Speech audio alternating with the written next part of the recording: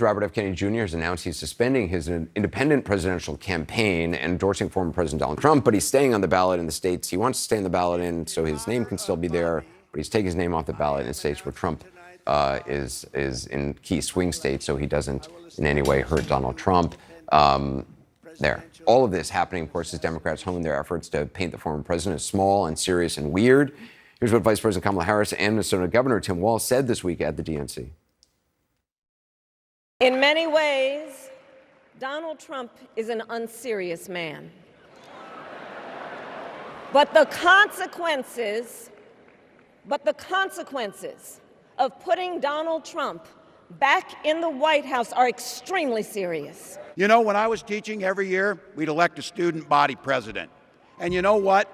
Those teenagers could teach Donald Trump a hell of a lot about what a leader is.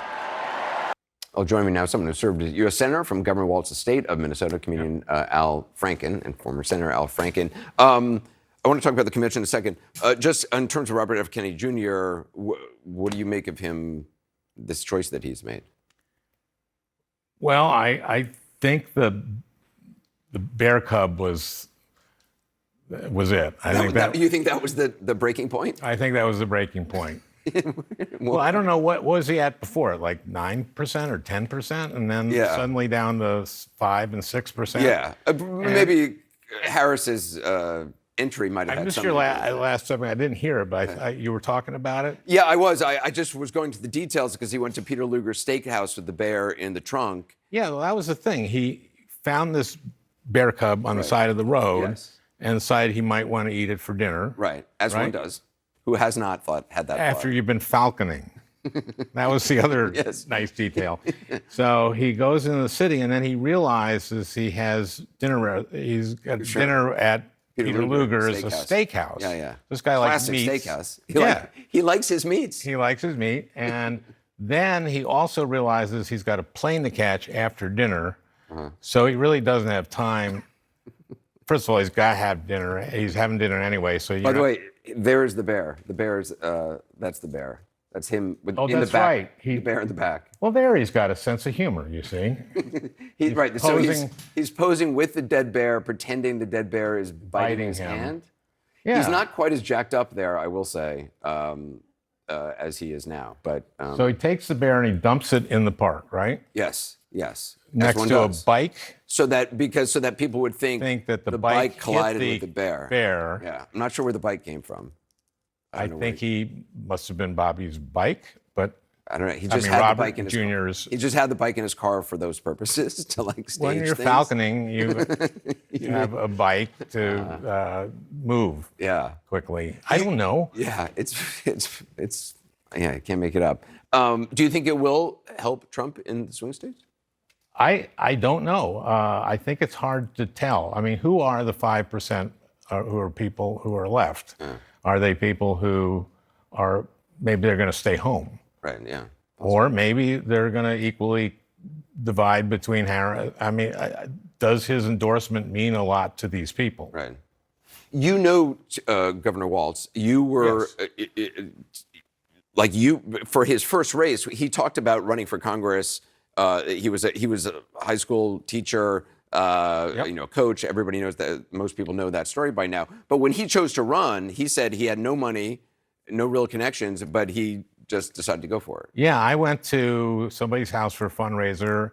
My wife and I went. There was nobody else there, and they had 2 mortgages on their house. This is when he was running for his first campaign. In the 6th district. You have to understand this is the southern tier of Minnesota. It's a rural district. It has a couple cities in it. It has Rochester, where the Mayo Clinic is, and it has Mankato, where he's. So you show up, nobody's there except. I show up, no one's there except me and my wife, and he's incredibly great.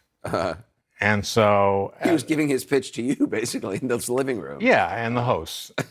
And so my wife and I fell in love with him, and I said, well, and then we maxed to him, and. I had a PAC at the time, Political Action Committee, and so it maxed to him. And then I hosted some kind of big fundraiser for him. What was it about him? Because, I mean, the guy we saw on the stage, was he like that already? He was clearly not as polished. No. But what was it about him? But his essence was, not polished, but his essence was there. Right. And I immediately liked him, and I did a fundraiser where we got him enough money so he could keep going. And I started campaigning with him around the 6th, and Rahm Emanuel was head of the DCCC at the time. Right. And I called him up and I go, this guy's incredibly talented, and he goes, he can't win.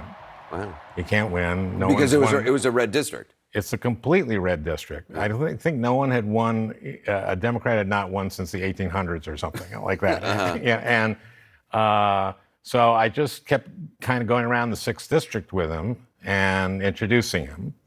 And I kept calling Rahm up, or Rahm's guy, and say, you gotta support this guy. And then one day, I finally got a call from Rahm's guy. He said, we're going to put $50,000 in the Mankato. And I said, Mankato. He said, oh, I'm sorry. I go, no, call it Mankato, give him $50,000. And so they did, and then he ended up winning. And How was he able to do that in a red district? he's a great campaigner. And it was also, that was 06. And 06 was the year that Democrats took over the Congress. So even because though of the war in Iraq. Even though this was his first campaign, I mean, you were out on the trail with him. He was connecting with people. that was the bottom line. Yeah.